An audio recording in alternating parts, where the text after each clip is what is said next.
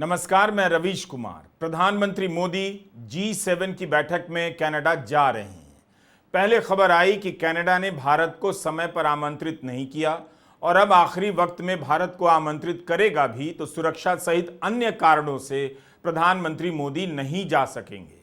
तब फिर प्रधानमंत्री मोदी ने आमंत्रण क्यों स्वीकार कर लिया?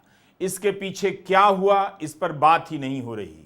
जबकि न्योता देने वाले कनाडा के प्रधानमंत्री मार्क कार्नी ने कहा है कि प्रधानमंत्री मोदी को बुलाने का सेंस बनता है, मतलब बनता है। अंग्रेजी में उनका वाक्य इस तरह से है कि India is the 5th largest economy in the world, effectively the most populous in the world, central to a number of supply chains, so it makes sense। Bharat दुनिया की 5वीं बड़ी अर्थव्यवस्था है, सबसे ज्यादा आबादी वाला देश है और कई तरह की सप्लाई चेन के केंद्र में है, इसलिए बुलाने का मतलब भी बनता है। तो मतलब बता रहे हैं। क्या आप इस आमंत्रण में आत्मीयता का जरा भी अंश देख पा रहे हैं? गर्मजोशी नजर आ रही है? ऐसे कोई किसी को बुलाता भी है, वह भी प्रधानमंत्री को? अगर मोदी को बुलाने का सेंस बनता है तो कनाडा के प्रधानमंत्री ने पहले क्यों नहीं बुलाया? क्या बाकी देशों को भी इसी समय बुलाया गया है? भारत को आखिर में क्यों बुलाया गया और भारत ने स्वीकार क्यों किया? क्या आप जानना चाहेंगे कि कनाडा ने G7 की बैठक के लिए मई के महीने में ही यूक्रेन को बुलावा भेजा था। मई के महीने में ऑस्ट्रेलिया को न्योता मिलने की खबरें हैं। ऑस्ट्रेलिया और यूक्रेन भी भारत की तरह G7 के सदस्य नहीं हैं। America, France, Germany, Italy, Britain, Japan और कनाडा G7 के सदस्य हैं। भारत, ऑस्ट्रेलिया, ब्राजील, दक्षिण अफ्रीका, मेक्सिको और यूक्रेन को गैर सदस्य के रूप में आउटरीच प्रोग्राम के लिए बुलाया गया है। मई के महीने में मेक्सिको की प्रधानमंत्री क्लॉडिया शेनबॉम ने प्रेस कॉन्फ्रेंस में कहा था कनाडा ने उन्हें बुलाया है लेकिन अभी वे जाने को लेकर आश्वस्त नहीं हैं। मई के महीने में इसे नोट कीजिए। भारत को बैठक शुरू होने से 7-8 दिन पहले बुलाया जाता है। कनाडा के जिस अल्बर्टा प्रांत के कनास्किस में G7 की बैठक हो रही है, वहां के एक अखबार है कैलगरी हेरल्ड। इसकी खबर मार्च महीने की है। 17 मार्च को यह अखबार लिखता है प्रधानमंत्री कार्नी ने यूक्रेन के राष्ट्रपति जेलेंस्की को G7 की बैठक के लिए बुलाया है। 1 मई को कार्नी ट्वीट करते हैं और आधिकारिक रूप से जानकारी देते हैं कि यूक्रेन के राष्ट्रपति जेलेंस्की आने वाले हैं। यूक्रेन भी भारत की तरह G7 का सदस्य नहीं है। यह ऑस्ट्रेलिया का अखबार है। 4 मई 2025 की तारीख लिखी है। इसमें लिखा है ऑस्ट्रेलिया के प्रधानमंत्री G7 के लिए जा सकते हैं। 5 मई को ABC भी रिपोर्ट करता है कि प्रधानमंत्री एंथनी अल्बनीज ने इसकी पुष्टि कर दी है कि वे G7 की बैठक के लिए जा रहे हैं। ऑस्ट्रेलिया भी G7 का सदस्य नहीं, उसे भारत की तरह आउटरीच सेशन के लिए न्योता मिला है। ऑस्ट्रेलिया को न्योता मिला 4 मई को, यानी बैठक से 1.5 महीना पहले, और भारत को न्योता मिलता है 7 दिन पहले। तो यह सवाल क्यों नहीं पूछा जा रहा है कि भारत को देर से क्यों बुलाया गया? अचानक कनाडा के प्रधानमंत्री को कैसे यह ख्याल आ गया कि प्रधानमंत्री मोदी को भी फोन करना है और उनका फोन आते ही प्रधानमंत्री मोदी स्वीकार कर लेते हैं? यह भारत सरकार के पत्र सूचना कार्यालय PIB की प्रेस रिलीज है। 25 अप्रैल 2024 की तारीख लिखी है। बताया गया है कि प्रधानमंत्री मोदी की इटली की प्रधानमंत्री जॉर्जिया मेलोनी से फोन पर बातचीत हुई है।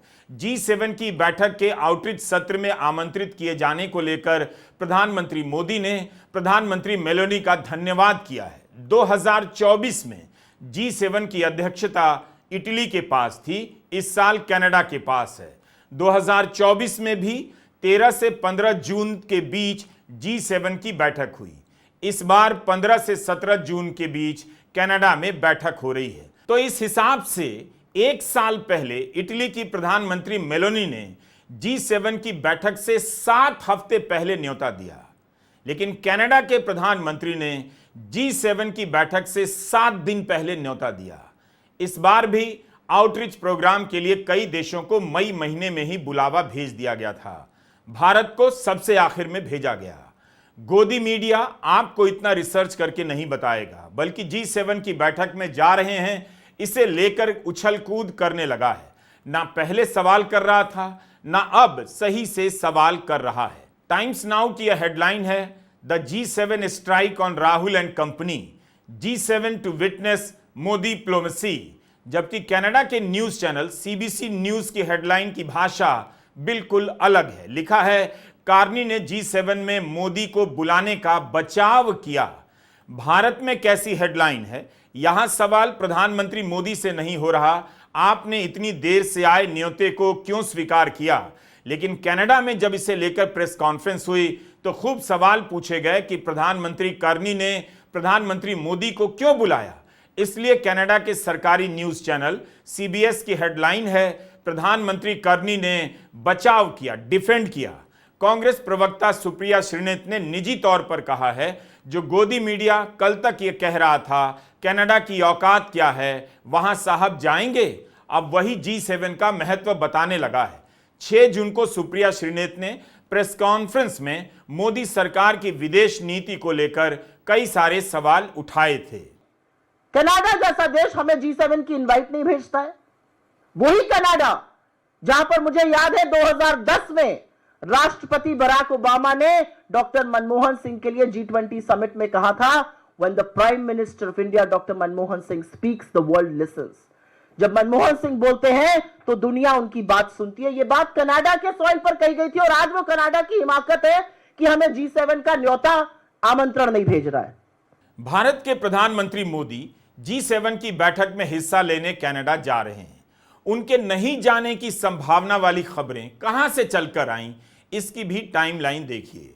3 जून से लेकर 6 जून के बीच प्रधानमंत्री मोदी के नहीं बुलाने की खबरें कई जगहों पर छपती हैं। आप देखिए और समझिए कि खबरें कैसे चलती हैं और इन्हें किस तरह से ठेल ठेल कर आपके बीच पहुंचाया जाता है।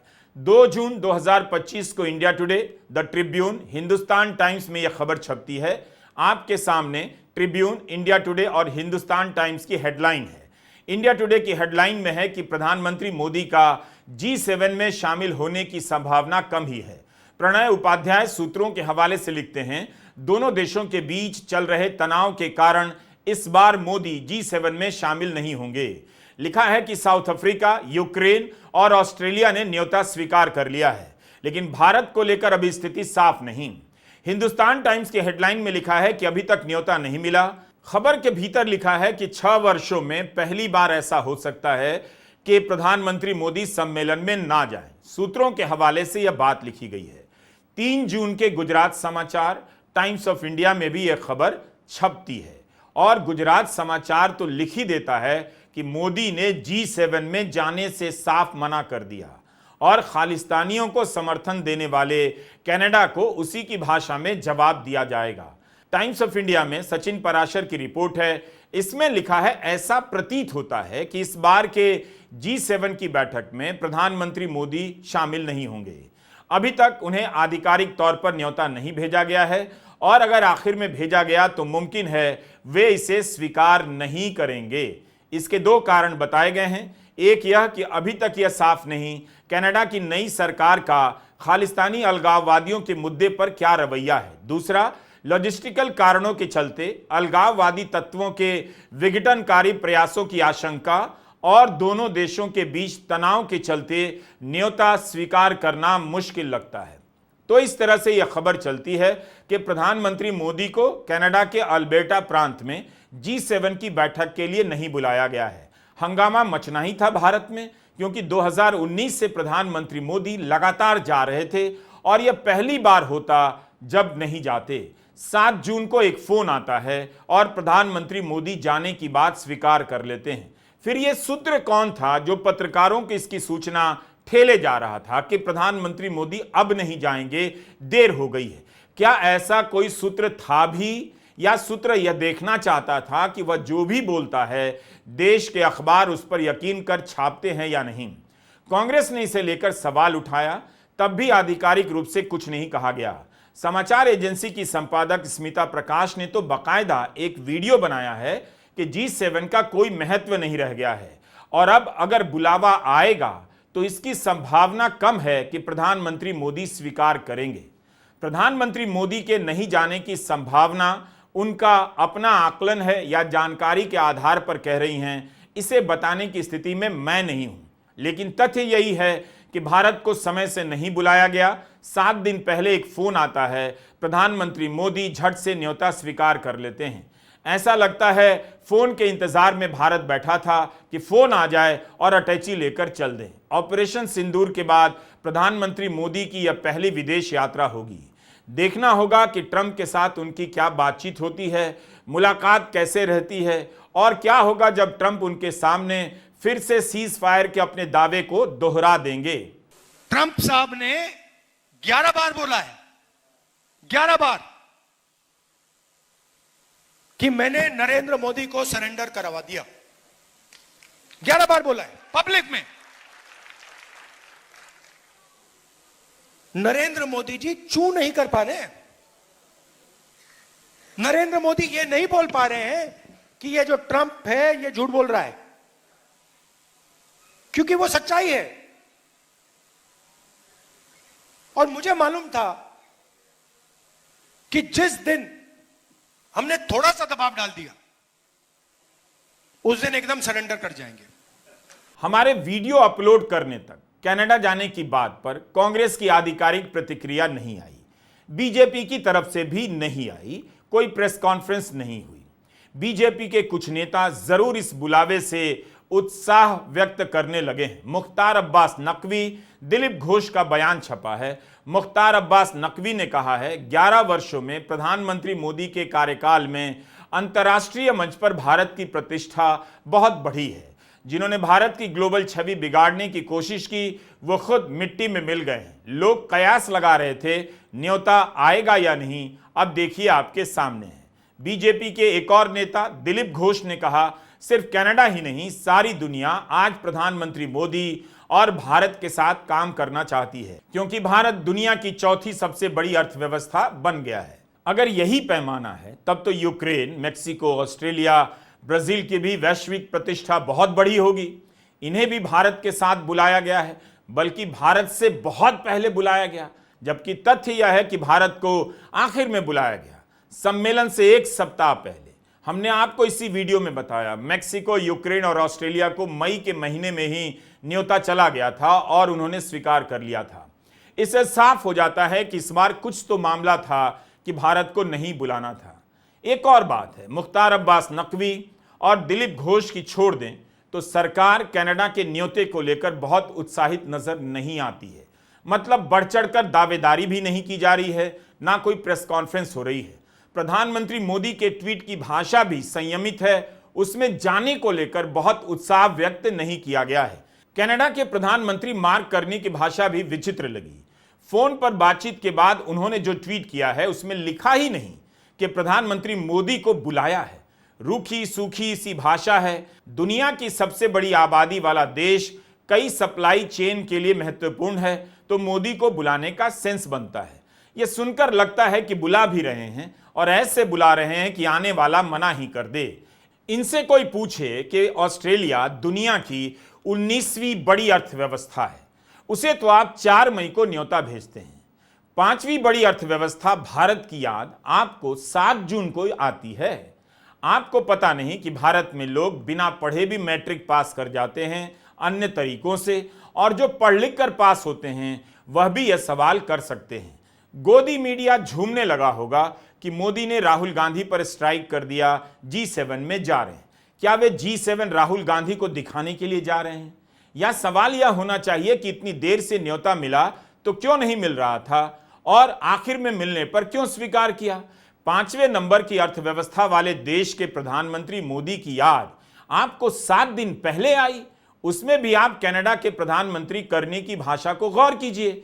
वे प्रधानमंत्री मोदी की तारीफ विश्व दृष्टि, दूरदृष्टि के लिए नहीं करते हैं, बल्कि बता रहे हैं कि भारत की आबादी काफी बड़ी है, अर्थव्यवस्था कितनी बड़ी है, इसलिए बुला रहे हैं।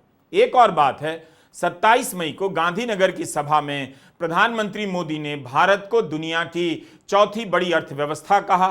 बंगाल बीजेपी के नेता दिलीप घोष ने भी कहा चौथी बड़ी अर्थव्यवस्था, लेकिन कनाडा के प्रधानमंत्री 5वीं बड़ी अर्थव्यवस्था कह रहे हैं।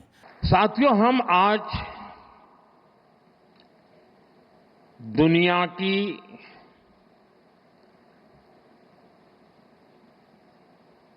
चौथी इकोनॉमी बने हैं। किसी को भी संतोष होगा कि अब जापान को भी पीछे छोड़ करके हम आगे निकल गए। और मुझे याद है हम जब 6 से 5 बने थे तब देश में और ही उमंग था, बड़ा उत्साह था, खास करके नौजवानों में। और उसका कारण ये था कि 250 साल तक जिन्होंने हम पर राज किया था ना, उस यूके को पीछे छोड़ करके हम 5 बने थे। कनाडा के प्रधानमंत्री कर्नी सही कह रहे हैं कि भारत अभी जापान से आगे नहीं निकला है, अभी 5वें नंबर पर ही है। अब आते हैं उन कारणों पर जिसकी झलक कनाडा के प्रधानमंत्री के बयान में मिलती है। बुलाने के साथ साथ उन्होंने अपने ट्वीट में इस बात पर भी जोर दिया कि द्विपक्षीय रूप से हम दोनों देश इस बात के लिए राजी हैं कि कानून लागू करने के मामले में संवाद जारी रखेंगे। इस मामले में कुछ प्रगति हुई है। कानून के लागू होने का मामला क्या है? 2023 में जून के महीने में ही सिख अलगाववादी नेता हरदीप सिंह निज्जर की हत्या को लेकर भारत और कनाडा के बीच तनाव शुरू हो गया। कनाडा पुलिस का मानना है कि ब्रिटिश कोलंबिया के निज्जर की हत्या को भारत सरकार के उच्च स्तर पर अंजाम दिया गया। भारत निज्जर को आतंकवादी मानता है। कनाडा में रहने वाले 4 भारतीय लोगों पर निज्जर की हत्या का मामला चल रहा है। प्रधानमंत्री कर्नी ने कहा कि कानूनी प्रक्रिया काफी आगे बढ़ चुकी है, इसलिए इस मोड़ पर टिप्पणी करना ठीक नहीं। प्रधानमंत्री मोदी को आमंत्रित किए जाने के बाद कनाडा के प्रेस ने प्रधानमंत्री कर्नी से इस बारे में कई सवाल पूछे कि उन्हें क्यों बुलाया जा रहा है, निज्जर की हत्या में क्या रोल हो सकता है। इस तरह के सवाल वहां पूछे जा रहे हैं। भारत ने हमेशा ऐसे सवालों को सिरे से खारिज किया है, जांच में सहयोग का वादा भी किया है। एक बार मामला इतना बढ़ गया कि भारत ने दूतावास में भी कटौती कर दी, वीजा देना बंद कर दिया। कनाडा ने भारत ने कनाडा के उच्चायुक्तों को देश छोड़ने के आदेश दिए। तब कनाडा के तत्कालीन प्रधानमंत्री जस्टिस ट्रूडो ने आरोप लगाया था निज्जर की हत्या में भारत की सरकार के शामिल होने के प्रमाण हैं। अभी भी कोई उच्चायुक्त तैनात नहीं। मार्च में खबर जरूर छपी थी कि बहाल किया जाएगा। अद्यतन सूचना हमारे पास नहीं है। क्या इस वजह से कनाडा के प्रधानमंत्री मार्क कार्नी भारत के प्रधानमंत्री को नहीं बुला रहे थे? कनाडा के पत्रकार उनसे यह भी सवाल पूछ रहे हैं, क्या अमेरिका के राष्ट्रपति ट्रंप के दबाव में उन्होंने प्रधानमंत्री मोदी को न्योता भेजा है? कनाडा और भारत के बीच संबंध अभी भी ठीक नहीं है। निज्जर हत्याकांड के कानूनी फैसले अभी बहुत कुछ तय करने वाले हैं। अब प्रधानमंत्री मोदी जाएंगे, गोदी मीडिया का उत्साह देखते बनेगा। यही उम्मीद की जा सकती है कि ट्रंप वहां पर सीज फायर लेकर दावे ना कर दें और प्रधानमंत्री को उनके सामने चुप रहने की नौबत ना आए। ट्रंप ने अगर तारीफ कर दी तो देखिएगा गोदी मीडिया में कैसे हेडलाइन विस्फोट होता है। स्टूडियो में वही एंकर कुर्सी छोड़कर नाचने लगेंगे जो ये सवाल तक नहीं पूछ पाए कि ट्रंप बार बार कह रहे हैं कि उन्होंने डील की धमकी देकर सीज फायर करवाया, तो भारत जवाब क्यों नहीं दे रहा है। नमस्कार, मैं रवीश कुमार।